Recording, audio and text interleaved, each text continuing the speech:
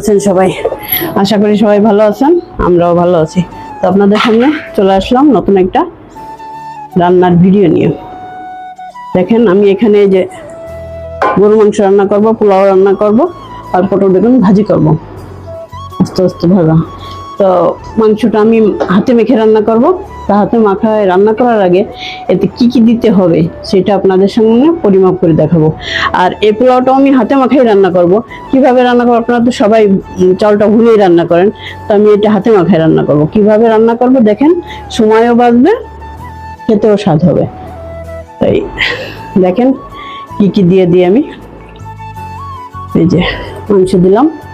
রসুন বাটা 1 চামচ, আদা বাটা 1 চামচ আর জিরে বাটা 1 চামচ। এই সাথে আমি একই সাথে পোলাওর কাজটাও করে নেব।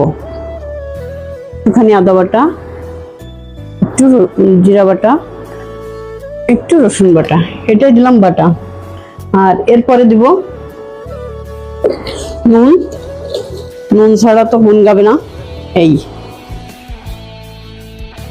এই যে এটা পরিমাণ মতো, আপনি তো বুঝবেন যে কতটুকু চাউল দিচ্ছেন সেইভাবে। আর এতে আমি 2 চামচ দিলাম, লাগলে পরে দিব, টেস্ট করে। এবার দিব মরিচের গুঁড়া 2 চামচ। মরিচটা কমই খাই, আমার ছেলে মরিচ খাইতে পারে না। ধনিয়ার গুঁড়া, তারপরে দেব হলুদের গুঁড়া,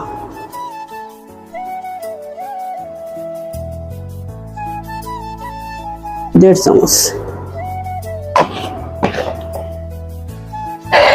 এবার দেব মশলা।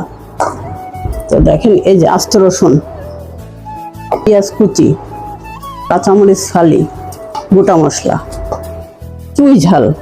চুইটা কালো হয়ে গেছে কারণ ফ্রিজে রাখছিলাম, এই জন্য কালো হয়েছে, কিছু মনে করেন না আপনারা। এই দিয়ে দিলাম চুই।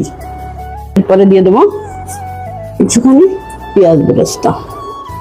এই পেঁয়াজ বেরেস্তাটা দিলে কালারটাও ভালো আসবে আর ফ্লেভারটাও সুন্দর আসবে। এবার এটাকে সুন্দর মতো হাতে মাখাই নিতে হবে। যত মাখাবেন তত স্বাদ আসবে আর মনে হবে যে রান্নার অর্ধেক হয়ে গেছে মাখানোতে। এবার দেখেন এটা শুধু মাখানোই বাকি আছে। এবার এতে তেল দিয়ে তো মাখতে হবে। এই যে তেলটা দিয়ে দিলাম। আমি তেলটা একটু কমই দেবো কারণ মাংসে তেল আছে, এজন্য তেল কম দিলাম। এটা তো আমি হলুদ, এই যে হলুদের গুঁড়া, তার মতো লবণ দিয়ে মেখে রাখবো। আর এটার জন্য পোলাও তো পরে বেরেস্তা দিব, কিন্তু সঙ্গে পেঁয়াজ, কাঁচামরিচ, গোটা মশলা দিয়ে ওটাকে মাখতে হবে তেল দিয়ে। এই যে দিয়ে দিলাম তেল। পরবর্তীতে আপনাদের সঙ্গে দেখা হচ্ছে, ফিনিশিং এ দেখবেন ফাইনাল লুকটা কেমন আসে, দেখাবো ইনশাল্লাহ। এই যে আগে তো দেখছেন যে মাংসটা পুরো মাখায় জায়গায় বসাই দিলাম, তারপরে আমি অফলাইনে 2 একবার নেড়ে দিয়েছি, আর কিছুই করিনি। এখন এই যে আমার মাংসটা দেখেন, এই যে এর ফাইনাল লুক দেখানোর জন্য আবার আসলাম। হয়ে গেছে মাংস, যেহেতু হয়ে গেছে, এটা দেখেন তেল ভেসে উঠছে, দেখা যাচ্ছে যে তেল ভেসে উঠছে, কালারটা সুন্দর আসছে। এই দেখেন এই যে কালার সুন্দর আসছে। এখন যে আমার হাতে বানানো মশলাটা, হোমমেড মশলা, ওটা আমি দিয়ে দেবো।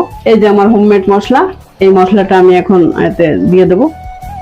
এই দিলে এর ঘ্রাণ স্বাদ অন্যরকম হয়ে যাবে, মানে স্বাদে গন্ধে সম্পূর্ণ চেঞ্জ হয়ে যাবে একটা মশলাই। এটা আমি হাতেই করি, করে রাখি। দেখেন এই যে হয়ে গেছে।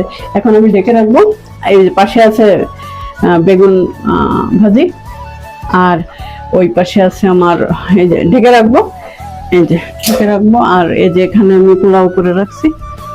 এটা শুক্রবারের স্পেশাল, আমার শুক্রবারের দিন একটা স্পেশালি করতে হয়। আমার ছেলে আবার ভালো ভালো খাইতে পছন্দ করে।